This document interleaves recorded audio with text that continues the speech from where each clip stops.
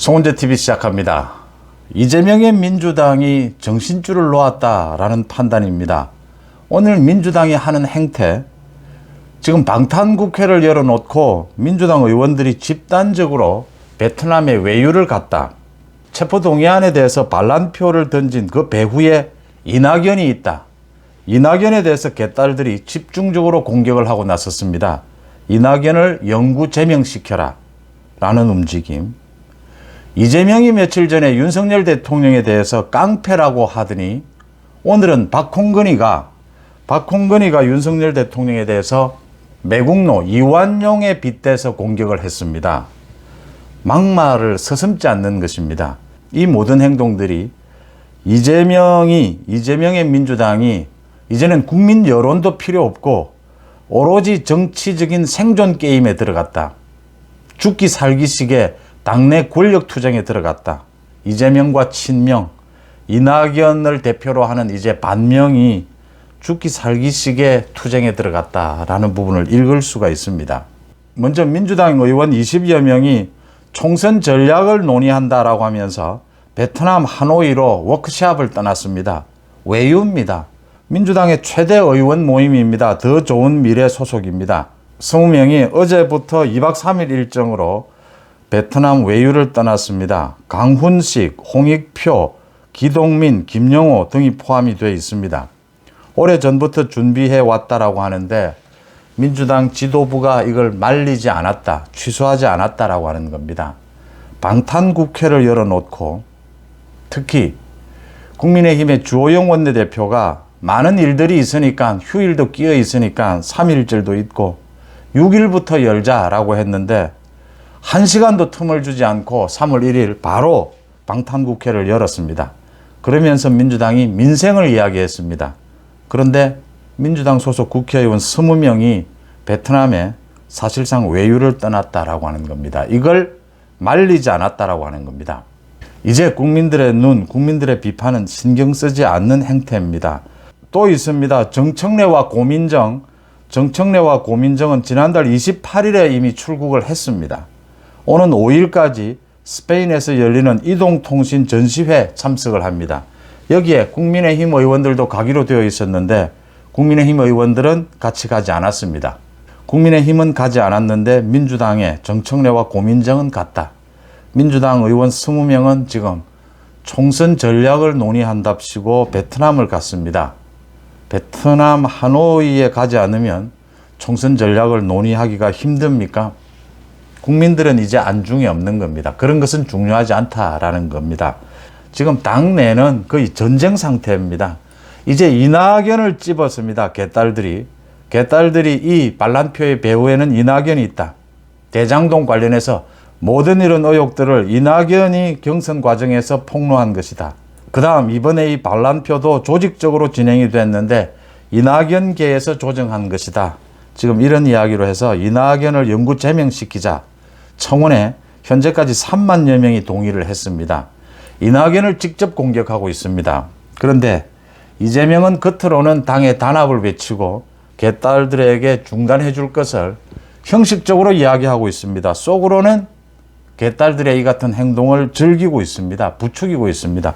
부추기고 있다라고 보는 것은 지금 이재명의 최측근들 김남국을 비롯해서 모두 이 개딸들을 부추기고 있기 때문입니다. 이재명이 이걸 제지하지 않고 있는 겁니다. 이재명은 이제 완전히 내전 상태에 들어갔다, 당이. 이제는 여기에서 이낙연을 완전히 제압해야 한다.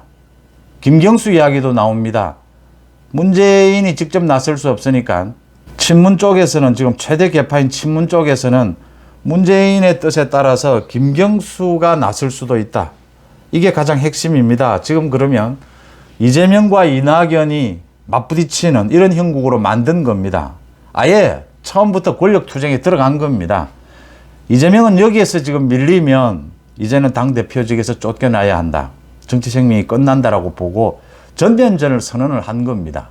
민주당은 지난 10여 년 동안 노무현 정권 때부터 당이 분열된 이후에 가장 민주당에 소속된 사람들, 의원들이 걱정하는 것은 분열입니다. 갈등. 이 분열 갈등에서 누가 더 책임이 있느냐. 지금 현재 민주당을 누가 차지하고 지키느냐, 누가 쫓겨나느냐, 지금 이 게임입니다. 이 쫓겨나는 쪽이 분당의 책임, 분열의 책임을 모두 떠안게 됩니다. 그동안 헌정사를 보면 그런 부분들이 모두 입증이 됩니다. 그래서 쫓겨나지 않기 위해서 이제 발부둥을 치는 민주당, 현재 이 민주당을 놓고 이재명 쪽에서 이낙연을 비롯해서 반면계 너희들이 당을 떠나라 이렇게 지금 밀고 있는 상황입니다. 결국은 분당하면 모두 다 죽는다라는 걸 알고 있기 때문에 마지막 야합을 할 수가 있습니다. 대타협을 할 수가 있는데 그걸 앞두고 굉장히 일찍부터 전쟁이 시작됐다. 그건 이미 이재명에게 줄줄이 닥칠 이제 체포동의안 이런 부분들에 대해서 이재명이 여기에서 이낙연계 반면계를 일정 부분 제압하지 않으면 앞으로 계속 자신이 밀릴 수밖에 없다. 이제는 국민 여론도 필요 없고 소위 자신의 강성 지지층인 개딸들을 믿고 개딸들에 의존해서 자신의 정치적 생명만은 지키겠다. 지금 이런 태도로 나오고 있는 겁니다. 이 개딸들을 믿고 민주당이 이재명이 이런 식으로 나섰을 경우에 당 지지율이 20% 초반까지 떨어질 것이다. 그렇게 되면 민주당은 다 죽는 꼴이다. 이재명은 당 대표직을 지킬 수 있을지 모르지만 감옥에 가더라도 지킬 수 있을지 모르지만 민주당은 다 죽을 수 있다라고 하는 겁니다. 이 지금 친명계에서 나오고 있는 당 대표직을 걸고 당원 표결에 붙이자라고 하는 것, 이건 장기전을 의미합니다. 개딸들을 믿고 자신의 당 대표직을 지키겠다라고 하는 것인데 이재명의 비리는 이 당원 표결이 맞지 않는 것이 이게 지금 이렇게라도 이재명이 매달리고 있는 꼴입니다. 국민 여론도 필요 없고 당원 표결이라고 하는 것은 당대표가 정치적으로 위기에 처했을 때 리더십을 다시 세우기 위해서 당원들에게 재신임을 묻는 이런 형태가 되어야 하는데 지금 이재명은 사법 리스크입니다. 사법 리스크의 특징은 이게 중단이 되지 않는다라고 하는 겁니다. 검찰이 수사하는 과정, 수사가 진행되면서 계속 새로운 내용이 터져 나오게 되고 계속 새로운 기소가 일어나고 체포동의안이 넘어오게 됩니다. 재판이, 계속 새로운 재판이 진행이 됩니다. 이게 지금 당장 개딸들을 동원을 해서 당원들에게 재신임을 물었다. 내전만 더 격화됩니다. 그러면 그것으로 끝이 나느냐? 끝이 안 납니다. 또 새로운 비리 혐의가 불거져서 또 논란이 될 겁니다. 그때는 또 당원들에게 또 신임을 묻습니까? 그러니까 이게 지금 그냥 당내 진압하기 위해서 공격용으로 쓰고 있는 겁니다. 체포동의안 또 넘어오면 아예 보이콧하겠다라고 합니다. 부결을 당론으로 정해서 보이콧하겠다라고 합니다. 박범계, 김남국 모두 주장을 하고 있습니다. 보이콧, 본회의가 열려서 보이콧을 하면 그러면 검찰은 또 체포동의안을 넘겨야 합니다. 또 보이콧합니까? 그래서 오늘 민주당에서 나온 이야기가 그 이야기입니다.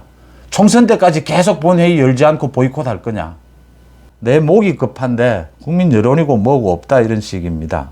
더 기가 막힌 것은 박홍근이가 윤석열 대통령의 어제 3.1절 기념식을 꼬투리로 해서 윤석열 대통령에게 이완용과 같은 말을 하고 있다. 이렇게 공격을 했습니다.